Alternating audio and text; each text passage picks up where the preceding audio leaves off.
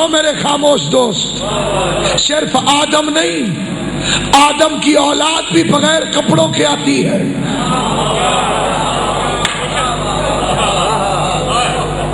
چلو اپنی تاریخ ولادت یاد نہ سہی، جو تمہارے سامنے بچے پیدا ہوتے ہیں کبھی دیکھا کوئی کپڑے پہن کے رہے؟ ٹیکسٹائل مل کے مالک کا بیٹا کیوں نہ ہو، وہ بغیر کپڑوں، راضی رہو یا ناراض، آئے تو سارے ایسے ہیں۔ بھائی مولوی بھی بغیر کپڑوں کی آیا، میں امام کعبہ کی اولاد بھی بغیر کپڑوں کے پیدا ہوتی، کیونکہ آدم سے کہا تھا شجرے کے قریب نہ جانا، اولاد کو وہ بات یاد رہے کہ شجرے کی برابری نہیں کرنی، اس لیے ہمیں بغیر کپڑوں کے بھیجا۔ تو جو کپڑوں کے بغیر آئے وہ آدم کی اولاد، اور اگر کوئی کپڑوں سمیت آ جائے، میں نے ابھی نام تو نہیں لیا، اگر کوئی کپڑوں سمیت شادی اس دنیا میں آ جائے تو پھر وہ آدم کی اولاد تو نہ ہوئی، وہ آدم سے پہلے کی مخلوق ہوگی۔ جو ہے یا نہیں ہے؟ امام حسن کی دائی فرماتی ہے کہ میں نے کانوں میں آواز سنی، علی نے مجھے کہا آج رات میرا وارث آئے گا، آج رات میرا بیٹا آئے گا، آج رات میرا فرزند اکبر آئے گا۔ کہنے لگی میں ہاشمیوں کی پرانی دائی تھی، سیدہ میں کوئی آثار نہ تھے، ساری رات مصلے پر بیٹھی رہی، جنہیں زبان اللہ نے عطا فرمائی ہے، مصلی عبادت پر سیدہ بیٹھی رہی، اور جب صبح کی نماز پڑھ چکی تو میں حیران ہو کے باہر نکلی، میں نے کہا معبود تو بھی سچا، تیرا علی بھی سچا، جو میں دیکھ رہی ہوں جھوٹ وہ بھی نہیں۔ کہ ابھی دل میں شک آیا کہ کمرے کے اندر سے آواز آئی، میں نے دوڑ کے دیکھا، فاطمہ کے پہلو میں سجدے میں سر رکھے امام حسن فرما رہے تھے سبحان ربی العالی۔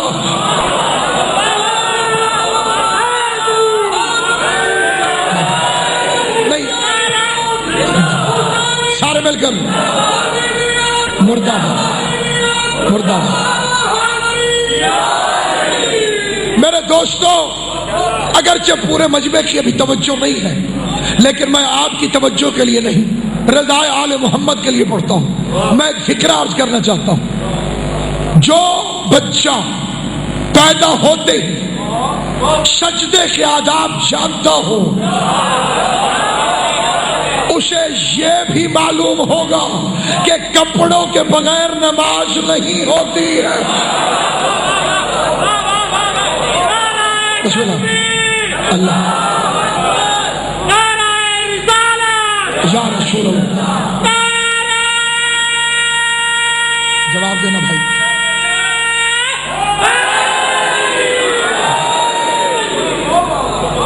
جناب آدم جنتی ہے، مالک جنت نہیں، تو جس کی ملکیت باپ کے پاس نہ ہو،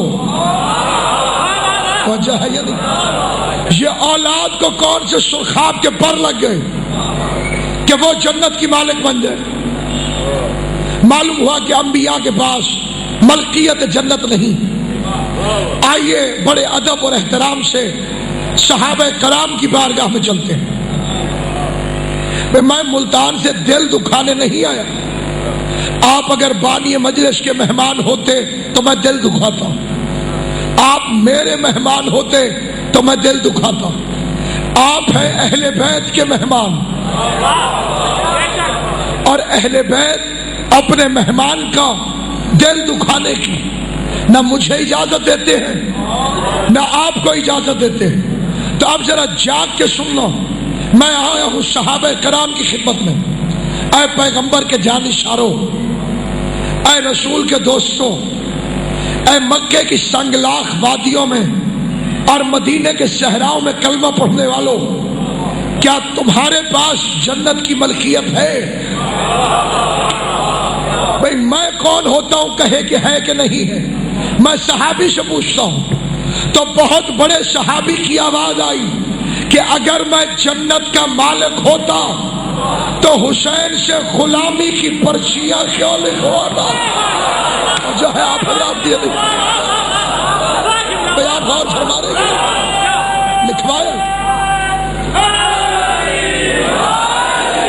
اگر میں مالک جنت ہوتا تو حسین سے کیوں کہتا کہ مجھے لکھ کر دے دو؟ نوکر میں بھی فرق ہوتا ہے۔ کچھ غلام ایسے ہوتے ہیں جو اپنی جنت کے لیے چیک لکھواتے ہیں، اور کچھ ایسے ہوتے ہیں کہ اگر بغداد کے چوک پہ موڈ بن جائے تو مٹی کی ڈھیریوں میں جنت فروخت کرنا شروع کر دے۔ آپ توجہ نہیں کر رہے، ذرا جاگیے، غور ہے کہ نہیں آپ؟ تو اگر صحابی رسول مالک، بھئی پرچی کون لکھواتا ہے؟ جس کی اپنی واقفیت نہ ہو، جس کی اپنی بات چیت ٹھیک ہو، وہ سفارش نہیں لکھواتا۔ کہا میرے کفن میں رکھ دینا، میں فرشتوں کو دکھاؤں گا۔ بھائی ان کے پاس عہدہ خلافت دنیا تھا، لیکن فرشتے نہیں جانتے۔ جانتے ہوتے تو چیٹ لکھوانے کی کیا ضرورت تھی؟ اچھا، یہ جو میٹرک تک کے بھی بچے بیٹھے ہو وہ توجہ کرنا، یہ جب بورڈ کا امتحان ہوتا ہے تو فوٹوؤں کی تصدیق ہوتی ہے، نہیں ہوتی ہے؟ تو بیٹے بتاؤ نا، ہوتی ہے نا؟ اچھا، اس میں سائن کس کے چلتے ہیں؟ جس کے پہلے بورڈ میں ہو۔ دوسرا ماسٹر بھی دستخط نہیں کر سکتا کیونکہ اس کے سگنیچر اتھورائز نہیں ہے۔ قیامت کے میدان میں فرشتوں کے سامنے جن کے سائن چلتے ہیں وہ صرف آل محمد ہے۔ میں عظمت صحابہ کا قائل ہوں اور میرا ایمان ہے کہ یہ صحابی بے عمل نہ ہوں گے، نمازی تھے۔ میرا ایمان ہے رسول اللہ کے پیچھے نماز پڑھتے تھے، نہ پڑھتے ہوتے تو کیسے فرماتے میں سجدے سے سر اٹھا اٹھا کے دیکھ رہا تھا۔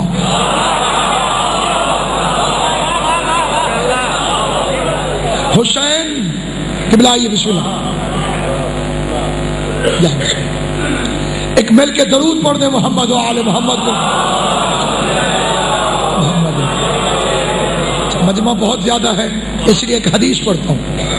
پیغمبر نے فرمایا صلی اللہ علیہ وآلہ وسلم، بخیل ہے وہ شخص جس کو اللہ مال دے اور وہ خرچ نہ کرے، کیونکہ پیسہ روک کے رکھنا یہودی کی علامت ہے، خرچ کرنا مومن کی علامت ہے۔ اللہ پیسہ دے اور کوئی خرچ نہ کرے بخیل ہے۔ یادی بیٹھے ہو گئے، فرمایا اس سے بڑا بخیل وہ کہ اپنے پاس بھی کچھ نہ ہو اور دوسرے کو خرچ کرتا برداشت نہ کرے، وہ اس سے بھی بڑا بخیل۔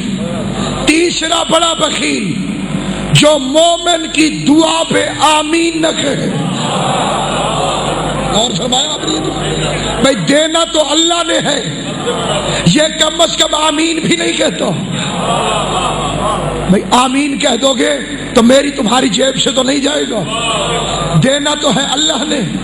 آمین کہنے میں بھی جو بخالت کرے وہ اس سے بھی بڑا بخیل۔ اور فرما سب سے بڑا بخیل وہ ہے جو مجھ پر اور میری اولاد پر درود نہ بھیجتا ہو، بلکہ بآواز بلند صلوات پر محمد صلی علی محمد و آل محمد۔ اب تو یہ بڑا اچھا دور آ گیا ہے، اب تو مسلمان جلوس کا قائل بھی ہو گیا ہے۔ پہلے ہڑتال کرتا ہے، پھر جلوس نکالتا ہے، پھر دکانیں بند کراتا ہے۔ معلوم ہو گیا نا جلوس نکالنا جائز ہے۔ اب اگر کوئی کہے کہ ڈنمارک والوں نے اگر بے غیرتی کی ہے تو جلوس کیوں نکالتے ہو؟ گھر بیٹھ کے غم مناؤ۔ تو جو ہے یا نہیں؟ جنہیں زبان مولا نے عطا فرمائی. بھائی گھر بیٹھ کر قرآن پڑھو. یہ سڑکوں پہ جلوس کیوں نکالا ہے؟ بھائی میں ان جلوسوں کی مذمت نہیں کر رہا. میں نے تو جب جلوس دیکھے